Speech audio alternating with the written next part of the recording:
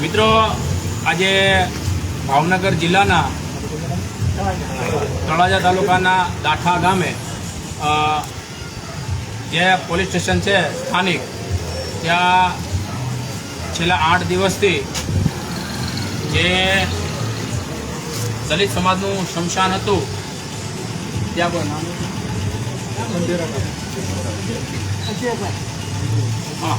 Ajaybhai Baraiya sorry જે આરોપી છે અરવિંદ બારૈયા, એમણે જે અનુસૂચિત જાતિ સમાજના જે શમશાનમાં ગેરકાયદેસર રીતે પ્રવૃત્તિ કરી અને પ્રવેશ કરેલો અને જે દલિત સમાજના જે લોકો એના દફનવિધિ કરવાનું અને દફનવિધિ કરતા હોય તો આ ઈસમે ત્યાં જઈ અને આ ખાંભી જે અનુસૂચિત સમાજના જે લોકો હોય છે એની ખાંભી નથી ઉખાડી નાખી અને એની ઉપર જે માનવ જાતને શર્મસાર કરે એવું કૃત્ય એણે એની પર પેશાબ કરેલો. એની અનુસંધાને 8 દિવસ પહેલા અનિલભાઈ સરવૈયા દ્વારા અજયભાઈ સરવૈયા દ્વારા દાઠા પોલીસ સ્ટેશનમાં એની વિરુદ્ધ એટ્રોસિટી એક્ટ મુજબ ગુનો દાખલ કરવા માટે લેખિતમાં આપેલું હતું, પણ છેલ્લા 8 દિવસથી સ્થાનિક પોલીસ સ્ટેશનેથી કોઈ જવાબ ના મળતા ફરતા સામાજિક કાર્યકર્તા એવા વસંતભાઈ ચાવડાને તેમણે વ્યક્તિગત કોલ કરેલો અને કોલ કર્યા પછી સાચી હકીકત વસંતભાઈ ચાવડા સુધી પહોંચાડી. ત્યાર પછી અમે લોકો એવું નક્કી કર્યું કે ખરેખર આ પોલીસ સ્ટેશનમાં કયા કારણે ફરિયાદ નથી લેતા.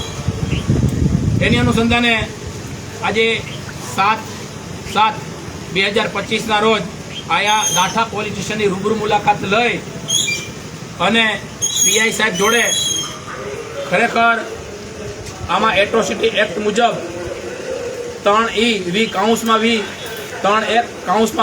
એટ્રોસિટી એક્ટ મુજબ કોઈ ખાંભી કોઈ ધાર્મિક સ્થળને જાહેરમાં નુકસાન પહોંચાડવું અને ખાસ કરીને જો અનુસૂચિત જાતિ સમાજનું હોય તો એની પર એટ્રોસિટી એક્ટ મુજબ ગુનો દાખલ થાય છે. પણ સ્થાનિક પીઆઈ સાહેબ એવા મકવાણા સાહેબને રૂબરૂ મુલાકાત કરી તો સાહેબનું શરૂઆતમાં તો એવું કહેવાનું હતું કે ભાઈ મારે ઉપર લેવલે પૂછવું પડે, પણ એક સ્થાનિક પીઆઈ તરીકે એની નૈતિક ફરજ બનતી હોય કે એમણે વ્યક્તિગત ફરિયાદ પોલીસ સ્ટેશનમાં લેવાની હોય, કોઈને પૂછવાની જરૂર નથી. હા, પછી એફઆઈઆર દાખલ થયા પછી આ એટ્રોસિટી એક્ટ મુજબ ગુનો દાખલ બનતો હોય અને ગુનો થતો હોય જેમના કારણે ડીવાયએસપી કક્ષાના વ્યક્તિ આમની તપાસ કરતા હોય છે. એટલે આ પોલીસ સ્ટેશને ફક્ત ને ફક્ત એમને એફઆઈઆર નોંધવાની હતી. એટલે ખાનાખાની તો હા ના કરતા ઘણા પ્રશ્ન આવ્યા અને અત્યારે ઓલરેડી જે લખાણ કરવાનું તે કરી નાખ્યું છે અને અડધી જ કલાકમાં એફઆઈઆરની કોપી આપણે અહીંથી લઈ અને જે ફરિયાદી છે એમને આપણે કોપી આપશું. પણ જ્યારે આવા એટ્રોસિટી એક્ટના ગંભીર ગુના બનતા હોય ત્યારે કોઈ પણ પોલીસ સ્ટેશન અથવા પીઆઈ કક્ષાના અથવા પીઆઈ સાહેબ કક્ષાના વ્યક્તિ હોય એમ કહેતા હોય કે ભાઈ અમારે ઉપરથી પ્રેશર છે અથવા અમારે ઉપર પૂછવું હોય, આવું કશું વચ્ચે હોતું નથી. જો એફઆઈઆર પરફેક્ટ હોય તો સ્થાનિક પોલીસ સ્ટેશને જ લેવાની હોય છે મિત્રો. અને કોઈ પણ ફરિયાદી હોય એમને પણ ખોટા ધક્કા ખવડાવવા અને સાચી ફરિયાદ હોય તો તાત્કાલિક નોંધવાની પણ જે તે પોલીસ સ્ટેશનના પીઆઈની ફરજ બનતી હોય છે મિત્રો. અને આજ રોજ એટ્રોસિટી એક્ટ મુજબ ગુનો દાખલ આયા સાથી મિત્રો, હું ભરત કાતરિયા, મારી જોડે વસંત ચાવડા અને અંકિતભાઈ રાઠોડ નામી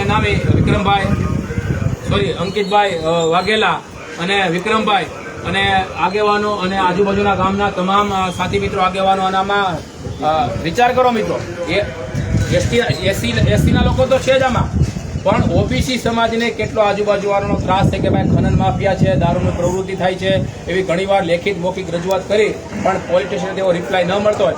આ તકે હું અહીંના સ્થાનિક એસપી સાહેબને અને પીઆઈ સાહેબને આ પોલીસ સ્ટેશનના પીઆઈ સાહેબને વિનંતી કરું છું કે આમાં ગંભીરતા દાખવી અને આવા જે ગુંડા તત્વો છે એની ઉપર કાયદેસરની કલમો લગાડી અને જિલ્લાની બહાર તડીપાર કરવા અથવા ફાંસા હેઠળ ધકેલવા અથવા હિસ્ટ્રી શીટમાં પણ નાખો, જેના કારણે આ ગુનાહિત વ્યક્તિઓને ડામી શકાય. વિશેષ મારા સાથી મિત્ર વસંત ચાવડા વાત કરશે. હવે બધી વાત તો ભરતભાઈ ખાતરીએ કરી દીધી છે. હું ટૂંકમાં બતાવીશ કે જ્યારે આ બનાવ બન્યો અને મને આ વાતની જાણ થઈ બાદ અમે આ ડાટા પોલીસ સ્ટેશનના પીઆઈની સંપર્ક કરવાનો પ્રયત્ન કર્યો, પણ હવે કેમ ખબર અગાઉ જ પીઆઈ સાહેબે મારો નંબર બ્લોક કરીને રાખ્યો હતો.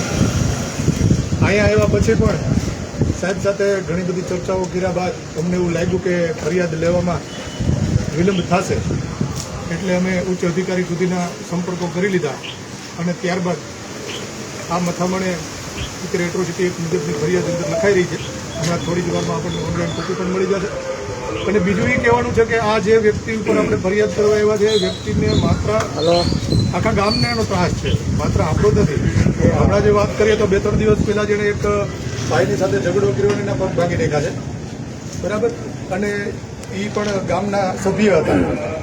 એટલે આ વ્યક્તિને કાયદાનો કોઈ ડર નથી, બરાબર. એટલે ભરતભાઈએ કીધું એમ હું તંત્રને અને પોલીસને વિનંતી કરીશ કે આવા ઇસમોને તડીપાર કરવા જોઈએ, પાસામાં નાખવા જોઈએ, હદબારા કરવા જોઈએ અથવા તો પછી એક્સપ્લિસિટરમાં એને જાહેર કરવા જોઈએ. અને બીજું એ કહેવાનું છે કે આજે એક સામાન્ય નાનો અમથો વિડીયો બનાવી અને અહીંયા આવીને ફરિયાદ દાખલ કરવાની જે મેં જાહેરાત કરી હતી એ જાહેરાતને સાંભળી જોઈ અને આજુબાજુના ગામના અને આ તાલુકાના જે યુવાન મિત્રો અહીંયા આવ્યા છે, ખાસ તો હું એનો આભાર માનું છું. અને બીજું એ કહીશ કે હવે સહન કરવાની શક્તિ આપણી પૂરી થઈ ગઈ છે. હવે લડી લેવાના મૂડમાં જ રહેવાનું. તમે જ્યાં સાચા હશો ત્યાં અમે બધા તમારી સાથે છીએ, ખોટા હશો તો અમે તમને કહેતા જરાય શરમાશું નહીં, પણ હવે લડશું તો જ મળશે.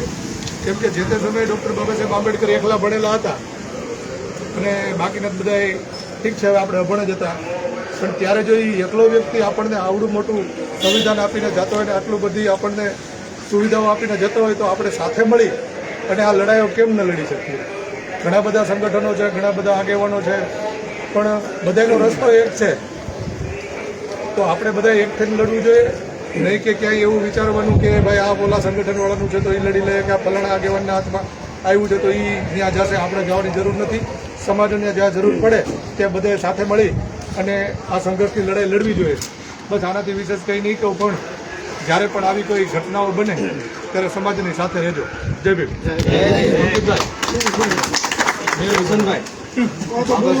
ફોટો નથી આપણે અહીંયા ભેટ કરીએ છીએ, બરોબર? તો આજે આ બધા યુવાનો અહીંયા ભેગા થયા છે ત્યારે બધા યુવાનોને એવું કહેવાનું છે કે પોલીસ સ્ટેશનની અંદર ડૉક્ટર બાબા સાહેબ આંબેડકરનો એક પણ ફોટો ન હોય તો આજે આ ફોટો આપણે આ પોલીસ સ્ટેશનને ભેટ આપીએ છીએ અને આપણા હસ્તક જ અહીંયા પણ જ્યાં કહે ત્યાં લગાવી આપશું. પછી આ ફોટાની જવાબદારી આ પોલીસ સ્ટેશનની ને આ પીઆઈની રહેશે. આ ખોવાઈ જશે તો તકલીફ થશે.